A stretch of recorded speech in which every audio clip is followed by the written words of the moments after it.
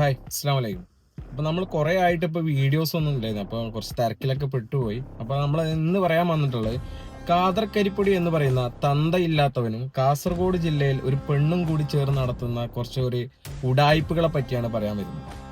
ആദ്യം ഈ ഉഡായിപ്പുകാരത്തെയും ഉഡായിപ്പുകാരനും ആരാണെന്ന് അറിയാനും ഞാൻ ആദ്യം നിങ്ങൾക്ക് ഒരു ഇന്റർവ്യൂ കാണിച്ചു തരാം. അത് ആദ്യം കണ്ടു നോക്കി, അപ്പോൾ നിങ്ങൾക്ക് മനസ്സിലാവും. അപ്പൊ നിന്നെ ചോദിക്കാൻ വന്ന നിങ്ങൾ അച്ഛനും അമ്മേനൊക്കെ വെടിവെച്ച് കൊല്ലും എന്നൊക്കെ പറയാറുണ്ട്. പെട്രോൾ കത്തിക്കുന്നൊക്കെ പറഞ്ഞിട്ടുണ്ടായിരുന്നു. കംപ്ലൈന്റ് ചെയ്ത് വീട്ടിലെത്തിയിട്ട് കുറച്ചൊരു 10 മിനിറ്റ് പോലും ആയിട്ടുണ്ടായിരുന്നില്ല. അപ്പോൾ ആരൊക്കെയോ വീട്ടിലേക്ക് വന്നിട്ട് വാതിൽ ചവിട്ടാൻ തുടങ്ങി, ജനലൊക്കെ പൊളിക്കാൻ തുടങ്ങി, പിന്നെ ചീത്ത വിളിക്കാൻ തുടങ്ങി. നിന്റെ റേറ്റ് എത്രയ്ക്കാന്ന് ചോദിച്ചിട്ടാണ് ചീത്ത വിളിക്കുന്നത്. ഈ വീട്ടിൽ നിന്ന് ഇറങ്ങണം, ആ വക്കീലിനെതിരെ പരാതി കൊടുത്തിട്ട് ഈ വീട്ടിൽ താമസിക്കാൻ പാടില്ല. എന്താ മദ്യമാണോ അതല്ലെങ്കിൽ സിന്തറ്റിക് ഡ്രഗ്സ് തോന്നില്ല അച്ഛനും അമ്മയൊക്കെ ആയത്. കാസർഗോഡ് ജില്ലയിലെ ക്രിമിനൽ അഭിഭാഷകനായ അഡ്വക്കേറ്റ് നിഖിൽ നാരായണന്റെ പണം കെടുത്തുന്ന മനസ്സിലാക്കേണ്ടതാണ്. കാരണം അത്രയ്ക്കും വലിയൊരു ദ്രോഹം. കണ്ടല്ലോ, ഇതിൽ ഇന്റർവ്യൂവിൽ പറയുന്നുണ്ട് ഒരു പെൺകുട്ടിക്കെതിരെ നടന്ന ഒരു കാര്യങ്ങളെ പറ്റിയാണ് പറയുന്നത്. പക്ഷെ അത് പറയുന്നത് ഒരു അഡ്വക്കേറ്റ് നിഖിൽ നാരായണൻ എന്ന് പറഞ്ഞൊരു വക്കീലിനെ കുറിച്ചാണ്. കാസർഗോഡ് ജില്ലക്കാരൻ തന്നെയാണ്.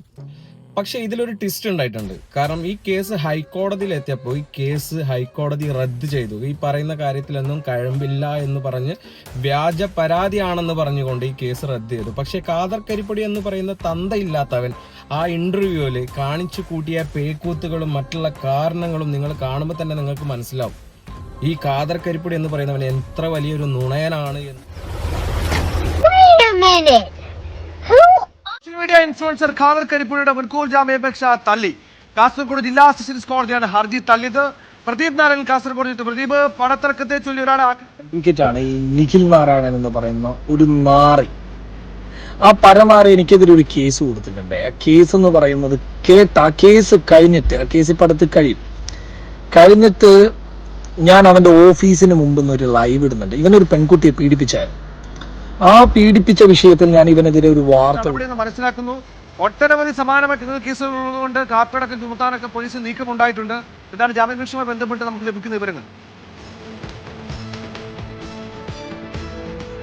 അസുഖയിൽ ഇന്ന് 11 മണിയോട് കൂടിയാണ് ഈ ഖാദർ കരിപ്പൊടിയുടെ മുൻകൂർ ജാമ്യാപേക്ഷ കാസർഗോഡ് ജില്ലാ സെഷൻസ് കോടതി പരിഗണിച്ചത്. കഴിഞ്ഞ ജൂൺ 27-ന് കാസർഗോഡ് അണങ്കൂരിലെ ഒരു ഹോട്ടലിന് സമീപം വെച്ച പള്ളിക്കര കണ്ണങ്കുളം സ്വദേശി അഹദ് എന്ന ചെറുപ്പക്കാരനെ മർദ്ദിച്ചതുമായി ബന്ധപ്പെട്ട കേസിലാണ് വധശ്രമത്തിനാണ് ക്കാരനെ ഭീഷണിപ്പെടുത്തിക്കൊണ്ടും അതോടൊപ്പം തന്നെ ഈ വാർത്ത നൽകിയിട്ടുള്ള മാധ്യമങ്ങളെ ഉൾപ്പെടെ പറഞ്ഞുകൊണ്ടുള്ള ഖാദർ കരിപ്പൊടിയുടെ വീഡിയോ ഒക്കെ പുറത്തു വരികയും ചെയ്തിരുന്നു. എന്തായാലും പോലീസ് പറയുന്നത് ഇയാൾ സംസ്ഥാനം വിട്ടു മൊബൈൽ ഫോൺ ഉപയോഗിക്കുന്നില്ല, അതുകൊണ്ട് തന്നെ ആ ഖാദർ കരിപ്പൊടിയെ പിടികൂടാൻ സാധിച്ചിട്ടില്ല എന്നാണ് പോലീസ് പറയുന്നത്. അതിനിടെയാണ് ആ ഖാദർ കരിപ്പൊടി മുൻകൂർ ജാമ്യാപേക്ഷ നൽകിയത്. കാസർഗോഡ് ജില്ലാ സെഷൻസ് കോടതിയിലാണ് ഈ ജാമ്യാപേക്ഷ നൽകിയത്.